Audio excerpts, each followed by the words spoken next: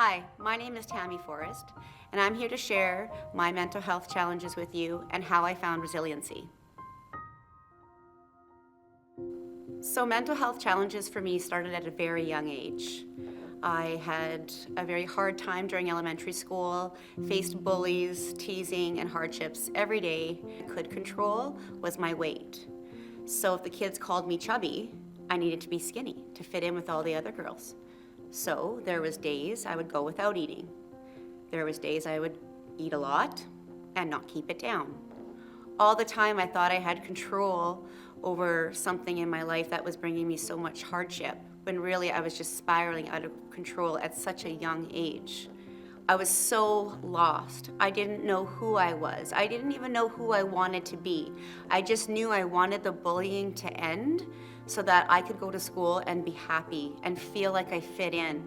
Moving on to high school, I met a whole new group of friends and it was great. I had friends that we had fun with, we went out, we joked around. It was like the first time I found joy in friendship and it was awesome. However, having the eating disorder made me feel like that was the reason that they liked me and that I was funny and that people wanted me around was because I was skinny. So the eating disorder continued. I thought I had to keep that up so that I would keep fitting in. After high school, I went into the restaurant industry to help me pay for my schooling. And let me tell you, that was a great time in my life. Lots of fun, met lots of good friends, but also very toxic for someone with an eating disorder or mental health issues. I would go, again, days without eating, but definitely binge drinking, and this was awful for my health. It made me a really ugly person on the inside because I was sick all the time from the alcohol, and on the outside, when I would drink, I would say horrible things to people because I thought it was okay because I had had too much to drink. Eventually, though, I did find the man of my dreams and got into a great relationship. We got engaged, we got married, but unfortunately the eating disorder was still there roaring. The anxiety and the worry of not being able to keep him led the eating disorder into high gear. So constantly not eating, full of self-doubt. When I ate, I would get rid of it and really was stressed out all the time because I was so worried about fitting in and keeping this great guy that it really was doing the opposite. It made my moods awful. I was up, I was down, then I would drink, and then all that ugliness came out again. And it really took its toll on how I was feeling and how I was able to get through day to day.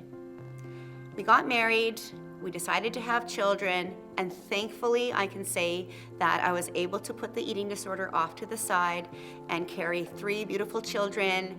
I was eating on the daily, I was trying to take care of myself, but again, the eating disorder still in the back of my mind. I would binge eat because I had never allowed myself to do that from when I was a little kid.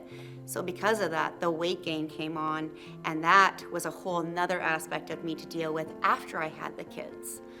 So after I had the kids, we'll move forward a few years. The eating disorder is still there, lingering in the back, never goes away, still dealing with it every single day, every single meal decision, every single snack decision.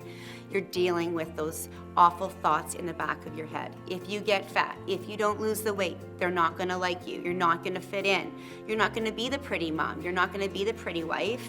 They're not gonna want you to volunteer on the hockey team because I still felt like I needed to fit in. The challenges of raising the children, working full-time, volunteering on the school board, volunteering for all their sports really just started to pile up, and eventually I broke. I completely shut down. It wasn't one thing that set me off, it was literally trying to do everything. I was doing 5,000 things kind of well, instead of what are my 5 things I really need to focus on? What are the 5 things that are important to me in my life? When I had this breakdown, it was like my whole world shut down. My brain didn't want to work anymore. My body was so exhausted and so tired from living this life of trying to be something that I wasn't. I spent days in bed and realized this was the time I needed to reach out and get help. It was about me for sure. It was about my kids and my family as well. So after talking with my husband and my family and my doctors, it felt really good to be able to openly discuss how I was feeling, how I felt like if I didn't do things a certain way, I wouldn't be accepted. The love and the support that I got back was what really helped me put one foot in front of the other. So while I was at home, trying to heal, trying to find who I was, I still had anxiety, I still had depression, but I was able to make the connection between exercise and my mental health. It helped break the anxiety. Getting outside, going for a run made me feel so great. It lifted my mood and helped me feel better about myself.